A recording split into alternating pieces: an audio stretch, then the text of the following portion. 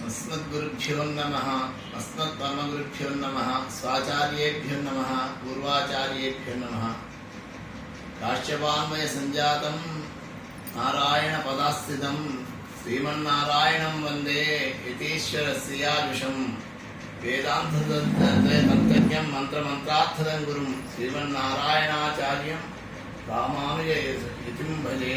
अस्मत् ఆచార్యులైనటువంటి శ్రీ శ్రీ శ్రీమన్నారాయణ రామానుజ తిరుజీవ స్వామి వారి మంగళాశాసనంతో రేపు అనగా 14/8/2026 నాడు ఆండాళ్ తిన్నక్షత్ర మహోత్సవం వస్తున్నది. కర్కటే పూర్వ ఫల్గుణ్యాం తులసీ కాలనోద్భవాం పాండ్యే విశ్వంభరాం గోదాం వందే శ్రీ రంగనాయకి.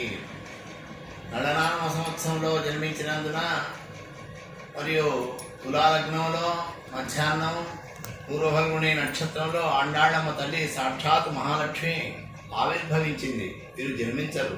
వీరి మహనీయుడు మరియు శ్రీమన్నారాయణ అంశంలో నిత్యానపాయినటువంటి శ్రీ మహాలక్ష్మి ఎప్పుడైనా ఆనాడు భూజాతగా సీతాదేవిగా అవతరించింది. ఈనాడు విష్ణుయుక్త దనయగా ఆవిర్భవించింది. ఆ శ్రీవైకుంఠంలో శ్రీమన్నారాయణుడు ఒకసారి ఆ తల్లి పాదఘట్టన చేస్తున్న సమయంలో విచారగ్రస్తుడై ఉన్నాడు నారాయణమూర్తి. ఏమయ్యా, ఎందుకయ్యా ఇలా విచారంగా ఉన్నారు అంటే, నేను ఎన్నో అవతారాలు ఎత్తాను, విభవావతారాలు మరియు దశావతారాలు ఎత్తాను, ఎన్నో అవతారాలు ఎత్తాను, మహనీయులైనటువంటి ఆడవాళ్ళను పంపించాను. అయినా ఈ చేతులను ఉద్ధరించడానికి ఎన్నో ప్రయత్నాలు చేసినా తన్నుగడక్కై సత్స్వరూప జ్ఞాని అని చెప్పి వారు తన స్వరూప జ్ఞానాన్ని పొందక పునరపి జననం పునరపి మరణం అనేటువంటి ఒక తత్వంలోనే వారు గడుపుతున్నారు. మరియు అందుకే నాకు చాలా విచారంగా ఉంది అని అన్నారు. అయ్యా, మీరు చాలా విచారంగా ఉన్నారు, ఒకసారి నాకు కూడా అవకాశం ఇస్తే బాగుంటుంది కదా.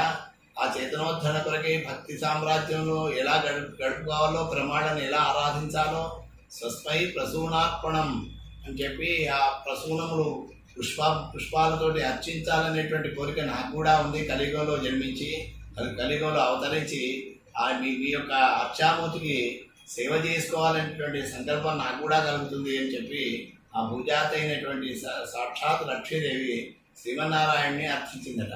అందువరకే ఆ యొక్క కలియుగంలో ఈ యొక్క శ్రీవిల్లి పుత్తూరులో విష్ణుచిత్త తనయగా ఆవిర్భవించడానికి నిర్ణయం తీసుకున్నది.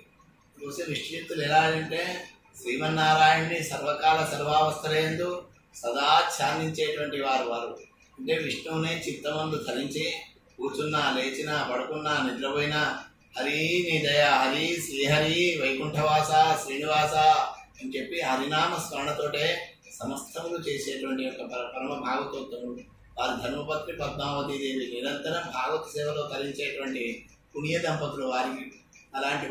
వారు నిత్యం కూడా అక్కడ వారి యొక్క శ్రీవిల్లి పుత్తూరులో ఉండేటువంటి యొక్క ఆ యొక్క వటపత్ర షాయికి పుష్పకైంకర్యం చేసేటువంటి వారు. వారిని అయ్యా, నాకేమి మంత్రాలు రావు, గొప్పనేటువంటి సేవలు రావు, ఏవి రావు, కానీ నీకు ఈ ఆనాడు అనంత ఆడవాళ్ళు కదా ఏ విధంగానైతే చక్కగా శ్రీ వెంకటేశ్వర స్వామికి పుష్పమాల కైంకర్యం చేశారో అలాగే వీరు కూడా విష్ణుచిత్తులు తులసి వనాన్ని పెంచి తులసి మాలలు కట్టి నిరంతరం వటపత్ర షాయికి చేసేవారు. ఆనాడు వారు హరినామస్మరణ వారికి సంతానం కలగలేదు చాలా రోజుల వరకు. కానీ ఎప్పుడు మనసులో తలుస్తుండేవారు వారు. ఏమని, నాకు లక్ష్మి లాంటి తనయ కలిగినట్టయితే ఎంత బాగుండు, ఒక్కసారి అల్లారు ముందుగా బిడ్డ అని చెప్పి పిలుచుకుని, అమ్మ అని చెప్పి పిలిపించుకుంటే బాగుంటుందని ఆ పద్మావతి మరియు ఆ విష్ణుచిత్తులు మరియు ముకుందాచార్యులు అని వారికి విష్ణుచిత్తులకే ముకుందాచార్యులు అని పేరు.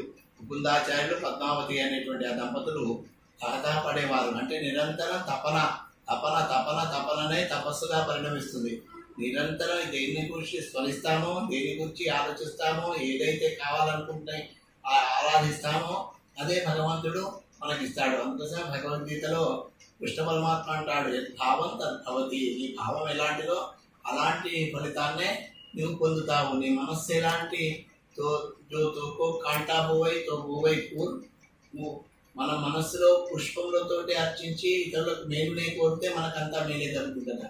మరి మనం ఎప్పుడైతే ఇతరులకు చెడు జరగాలనే భావనతోటే కానీ ఏదే కానీ మనం చేసినట్టయితే మనకే చెడు జరుగుతుందట. అందుకోసమే ముకుందార్యుడు ఎప్పుడూ నిరంతరం హరినామస్మరణలో ఉండి లక్ష్మి లాంటి తనయ కావాలి కావాలి అని చెప్పి ఎప్పుడైతే ఆరాటపడ్డారో తల్లి సాక్షాత్ అందుకోసమే వైకుంఠంలో ఉండేటువంటి శ్రీమన్నారాయణుడు మనల గురించి నిరంతరం తప్పించేటువంటి పరమ భాగవతోత్తముడు శ్రీవిల్లిపుత్తూరులో ముకుందార్యుడు పద్మావతి దంపతులుగా ఉన్నారు. ఆనాడు జనక మహర్షి మరియు ఆ జనక మహర్షి దంపతులకు సీతాదేవి ఆవిర్భవించినట్టు నీవు ఆ తులసివనంలో ఆవిర్భవించవనగా ఆ తులసివనంలో కుంకుమలు పెడుతూ ఆ తులసివనంలో తలుపు తీస్తూ తులసి దళాలు వేసే సమయంలో ఈ తల్లి సాక్షాత్తుగా ఆవిర్భవించింది. ఆవిర్భవించిన ఆ చిన్న పాపం తీసుకుని ఈ ముకుందార్యుడు పద్మావతి దేవి చక్కగా ఆ యొక్క వటభద్ర షాయి దగ్గరికి వెళ్ళి మీ సొత్తు అని చెప్పి ఆ పెరుమాళ్లకు సమర్పిస్తే పెరుమాళ్ళు అన్నాడు, ఆ విష్ణుజిత మా ముకుందార్య ఈ నా సొత్తే కానీ నీవే పెంచి పెద్దది అని చెప్పి ఆ తల్లిని ఆ ముకుందార్య దంపతులకు ఆ వటభద్ర షాయి మళ్ళా తిరిగి అనుగ్రహించినటువంటి వాడైతాడు. సాక్షాత్ లక్ష్మీదేవి మళ్ళా చేతనోత్తరణ దగ్గరికి ఆవిర్భవించినటువంటి తల్లి ఉబ్బా నక్షత్రం, ఇది శుక్రమహర్దశకు ఉత్తమమైన నక్షత్రం అంటారు. అంటే పెద్దలు అంటారు జ్యోతిషాస్త్రరీత్యా ఉబ్బా నక్షత్రంలో అమ్మాయి ఉంటే ఆ ఇంట్లో లక్ష్మి అంటారు. అలాగే లక్ష్మీదేవి ఆవిర్భవించింది ఉబ్బా నక్షత్రంలో, పూర్వవర్గుణి నక్షత్రంలో దివ్యమైనటువంటి ఆ తల్లి ఆవిర్భవించి దివ్య ప్రవర్తమానురాలైంది. మరియు తాను తన తండ్రి యొక్క సేవలో తాను కూడా భాగస్వామి, తాను మాలలు కట్టి ఆ మాలలను తండ్రికి అర్పిస్తుండేది. దినదిన ప్రవర్తమానురాలై యుక్త వయసురాలైన తర్వాత ఈ మాలలు పరిమాణకు ఉపయుక్తంగా ఉన్నాయా లేవా అని చెప్పి చూడటానికి ఆ యొక్క దివ్యమైనటువంటి మాలను తాను ధరించి మరియు తాను ధరించి ఆ మాలలను ఆ తండ్రికి అర్పిస్తే ఆ తండ్రికి తీసుకుని వెళ్ళి వటభద్ర షాయికి సమర్పించేటువంటి వాడు. అవి పరిమళాన్ని కలుగజేసేటువంటి కాబట్టి ఆ మాలలు అర్చకులకు వింతగా తోచేది. అయ్యో ఇంత పరిమళం తులసిదళము ఈ పుష్పాలతోటి ఈ ధరించినటువంటి ఇవన్నీ ఇంత పరిమళాన్ని ఇస్తున్నాయి అని చెప్పి ఆ యొక్క విధి విధానాన్ని చేస్తే ఆ అర్చకులకు అనుమానం వచ్చి ఏమయ్యా విష్ణుత ఇంత వైభవంగా ఉన్నాయి ఏమి మాలలో అని చెప్పి అడిగితే ఏమో నాకేం తెలుసు అయ్యా రోజంతా ఇంత కట్టినా కానీ సుగంధాన్ని వెతుకుతున్నాయంటే ఆ యొక్క ఒకసారి వారికి అనుమానం వచ్చి ఈ తల్లి నిరంతరం తా మాలను తాను ధరించి ఆ యొక్క బావినీడలోనూ అద్దంలోనూ చూసుకొని విప్పుగా ఉన్నాయంటేనే ఆ యొక్క పెరుమాళ్ళకు పంపించేటువంటిది.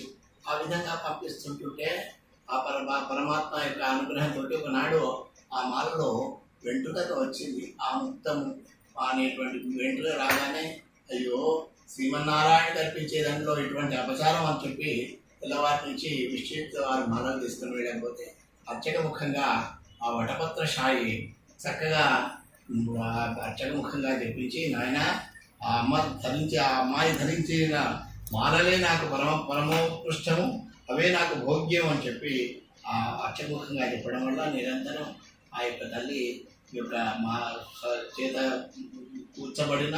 ధరించబడిన మాలల్నే ధరించినటువంటి వాడయ్యాడు ఆ యొక్క వటభద్ర షాయి. అందుకోసం పవిత్రమైనటువంటి ఈ యొక్క ఆండాడు తిన్నక్షత్రాన్ని అందరూ కూడా మరియు సాంప్రదాయస్తులు అందరూ కూడా ఆచరించి ఆండాడంటే సాక్షాత్ మనలో ఉద్ధరించడానికి వచ్చినటువంటి తల్లి యొక్క దివ్యమైనటువంటి యొక్క తిరునక్షత్రాన్ని అందరూ తమ తమ ఇళ్లలో జరుపుకొని మరియు గోదాదేవి యొక్క దివ్యమైనటువంటి యొక్క తిరుప్పావైని కూడా అనుసంధానం చేసుకొని అష్టోత్తర హితనామాంతం చేసుకొని ఆయా దేవాలయాలలో ఉండేటువంటి తల్లులను కూడా దర్శించుకొని ధరిస్తారని చెప్పి ఆశిస్తున్నాం.